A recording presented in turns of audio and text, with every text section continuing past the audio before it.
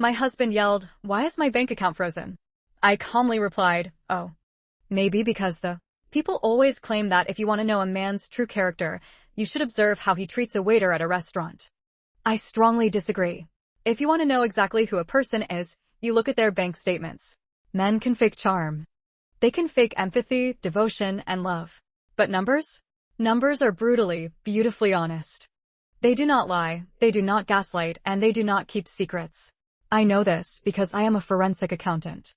For 22 years, I have tracked hidden assets in high-net-worth divorces, unraveled complex corporate embezzlement schemes, and testified in federal court. I have a sixth sense for financial deception. Yet, the most devastating fraud I ever uncovered wasn't hidden in a mahogany boardroom. It was sitting at my own kitchen table on a random Thursday evening in October. My husband, Greg, and I had been married for 20 years. He was a vice president of sales for a logistics firm, charismatic, impeccably dressed. The kind of man who commanded a room the second he walked into it. I was the quiet, methodical one. We were supposed to be the perfect balance. Our crowning achievement was our 17-year-old daughter, Lily. That Thursday, Lily came running down the stairs, tears streaming down her face, clutching her laptop. She had just received her early acceptance email to New York University. It was her dream school. We hugged, we cried, and we ordered her favorite deep dish pizza to celebrate. NYU's tuition and board were astronomical, but I had never lost a night of sleep over it. Since Lily was born, we had been contributing to a 529 college savings plan. Every bonus, every tax refund, every spare dollar went into that Vanguard account. It was our promise to her. Later that night, after Lily had gone to sleep, I sat at my desk with a glass of Pinot Noir. I wanted to look at the account. I wanted to feel the profound satisfaction of knowing we had done our job as parents. The balance should have been right around $240,000. I logged into the portal, typed in my credentials, and waited for the dashboard to load. The screen blinked. The balance displayed was $1,402.18. I stared at the monitor until my vision blurred. I refreshed the page. I logged out and logged back in. The number remained. My heart didn't just drop. It felt like it had been physically ripped from my chest. I clicked on the transaction history. There it was, dated 4 months prior, a lump sum, non-qualified distribution of $238,500. It had been transferred out to an external checking account I didn't recognize. Greg was the primary custodian of the account, a minor administrative technicality we had agreed upon years ago when he set it up through his company's financial advisor. I immediately pulled up our joint banking and savings accounts. The money wasn't there. He hadn't moved it to a better mutual fund. It was just gone. When Greg came home the next evening, he dropped his leather briefcase by the door and kissed the top of my head, smelling of expensive cologne and peppermint. I sat at the kitchen island, my hands folded over a cold cup of coffee. I looked up at him. "Greg, I was looking at our finances today. Something seems off with Lily's 529 plan." He didn't flinch. His heart rate didn't even seem to spike. He poured himself a glass of sparkling water, leaned against the counter, and gave me a patronizing smile. "Evelyn, you're always buried in spreadsheets. You work too much, you know that?" The market took a weird dip, so I moved the funds into a private trust structure to protect the principal. My wealth manager suggested it. "I told you about this weeks ago. You just don't listen when you're stressed." It was flawless. The delivery, the tone, the subtle shift of blame onto my stress. For a terrifying second, I almost believed him. That was Greg's superpower. But he had made one fatal miscalculation. He forgot who he was married to. You do not move 529 funds into a private trust without triggering a catastrophic taxable event and a 10% federal penalty. The IRS does not allow it. "Oh," I said softly, keeping my face entirely blank. "I must have forgotten. Thank you for handling it." "Of course, honey." "Stop worrying," he said, walking upstairs to shower. For the next 3 days, our house felt like a tomb. I didn't cry. I didn't scream. I watched him eat dinner with Lily, praising her for her NYU acceptance, looking his daughter dead in the eye while knowing he had stolen her entire future. The betrayal was so profound, so purely evil, that it completely bypassed my grief and ignited a cold, calculating rage. I didn't hire a divorce attorney. Not yet. First, I went to work. Using the tools of my trade, I began pulling the digital threads of my husband's life. I started with the external routing number from the Vanguard withdrawal. It belonged to a regional bank in a neighboring county. Through public records and skip tracing databases, I found the destination, a newly formed Delaware LLC named Horizon Ridge Holdings. Delaware is a notoriously secretive state for corporate entities, but they leave a paper trail if you know where to look. I tracked the registered agent. The name on the incorporation documents was Mia Vance. The name hit me like a physical blow. Mia Vance was a luxury real estate broker. 12 years ago, she had sold us the very house I was sitting in. She was a striking, blonde divorcee who always laughed a little too loudly at Greg's jokes at neighborhood holiday parties. I hacked into Greg's secondary email account, a simple task, considering he used the same password for everything since 2010. The inbox was a graveyard of our marriage. There were hotel confirmations, intimate emails, and thousands of dollars in digital gift cards. But the emails that caught my attention were the ones with PDF attachments. Greg and Mia weren't just having an affair. They were building a life with my daughter's money. They were purchasing a $1.8 million modern architectural home in the mountains of Sedona, Arizona. Mia was acting as the buyer's agent, representing Horizon Ridge Holdings LLC. Here is how the fraud worked.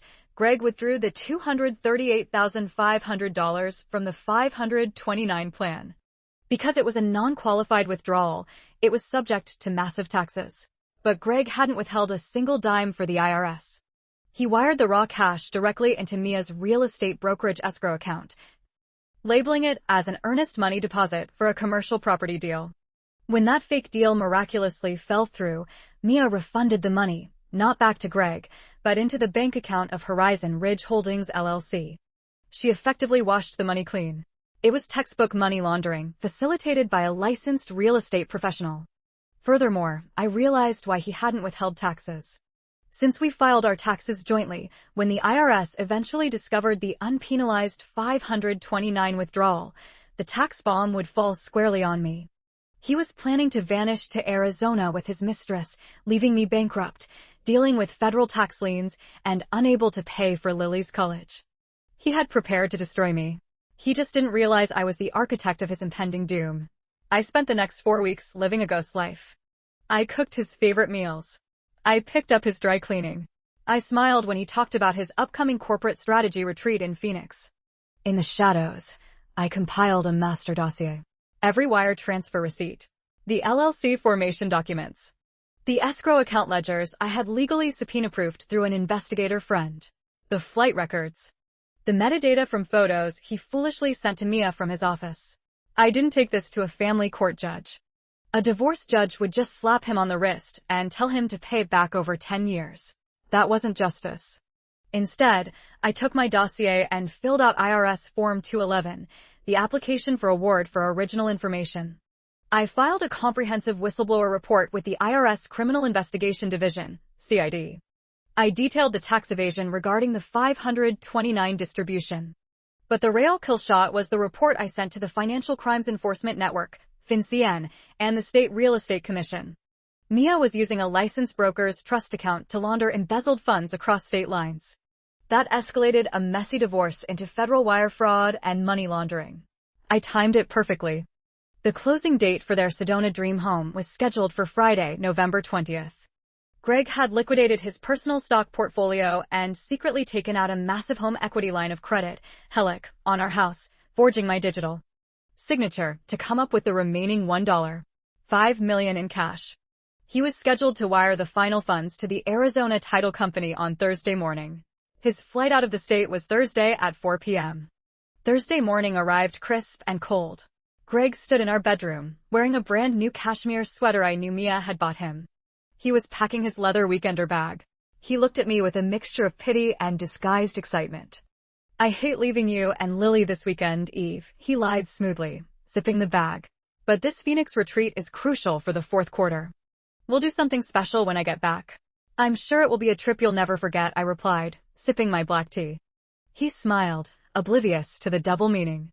He pulled out his laptop and sat at the edge of the bed to execute the final wire transfer. I sat in the armchair in the corner of the room, my heart beating in a slow, steady rhythm. I watched his face. I wanted to memorize every micro-expression. He clicked his mouse. He frowned. He clicked it again, harder this time. He typed in his password. A vein in his temple began to throb. Damn bank website, he muttered, pulling out his cell phone. He dialed the VIP customer service line. Yes, this is Greg. I'm trying to initiate a wire transfer and my dashboard says error code 404. What do you mean you can't authorize it? Let me speak to your manager. He stood up, pacing the hardwood floor. The color began to drain from his face. What do you mean, frozen? You can't freeze my accounts. I have a closing today. Listen to me, you need to release those funds right now. He stopped dead in his tracks. The silence in the room was absolute. The IRS, he whispered. What do you mean the Criminal Investigation Division? Before he could process the horror of that sentence, his cell phone beeped. Another call was coming in. He looked at the screen. It was Mia. He answered it, putting the bank on hold. Mia, I can't talk right now, my bank is acting insane. Even from across the room, I could hear her hysterical sobbing through the phone speaker. Greg. They're here. The federal agents are in my office. They've suspended my broker's license. They took my computers, Greg. They're asking about Horizon Ridge. They know about the earnest money. What did you do? What did you do to me? Greg's phone slipped from his fingers, clattering onto the floor. He stood there, completely paralyzed, looking like a man who had stepped off a cliff and was just waiting to hit the ground. He slowly turned his head to look at me. I took a slow sip of my tea. I didn't scream. I didn't cry. I just looked at him with the cold, sterile detachment of an auditor finding a discrepancy. Trouble with the Sedona wire, Greg? I asked softly. His eyes widened in sheer, unadulterated terror. Evelyn, what did you do? Me? I tilted my head. I didn't do anything, Greg. I just balanced the books. You took $238,000 from Lily's future. You thought you could steal from our daughter, forge my signature on a helic, and leave me with a federal tax bomb while you played house in the desert. He dropped to his knees. Literally fell to the floor, grasping at the edge of the mattress. Eve, please. Please. You have to tell them it was a mistake. We can fix this. I'll say. I love you. Don't insult my intelligence, I said, standing up. I smoothed the wrinkles from my skirt. You don't get to say we anymore. The IRS doesn't care about your apologies, Greg. And neither does the federal prosecutor. I've already filed for divorce, full custody, and exclusive possession of this house. My attorney is waiting downstairs with the papers. I suggest you take your weekender bag and find a good criminal defense lawyer. You're going to need one. The fallout was spectacular. Greg's company fired him immediately when they learned of the federal investigation. Mia lost her real estate license permanently and turned state's evidence against Greg to avoid a lengthy prison sentence for money laundering. Greg wasn't so lucky. The combination of wire fraud, tax evasion, and breach of fiduciary duty regarding a minor's educational trust carried heavy mandatory minimums. As for the money, the IRS whistleblower program is incredibly generous to those who provide actionable intelligence, leading to the recovery of unpaid taxes and fines. My reward from the government was substantial, more than double what Greg had stolen from the 529 plan in the first place. 10 months later, on a beautiful, crisp afternoon in August, I stood on the campus of New York University. I helped Lily carry her last box of clothes into her freshman dorm room. She was glowing, vibrating with the excitement of her new life. She hugged me tightly, thanking me for making it all possible. I drove back to my quiet, peaceful house in the suburbs. The mortgage was fully paid off. The bank accounts were secure. I poured myself a glass of Pinot Noir and sat at my kitchen island. The house was completely silent, save for the gentle hum of the refrigerator. There were no lies here anymore. No fake business trips, no hidden emails, no gaslighting.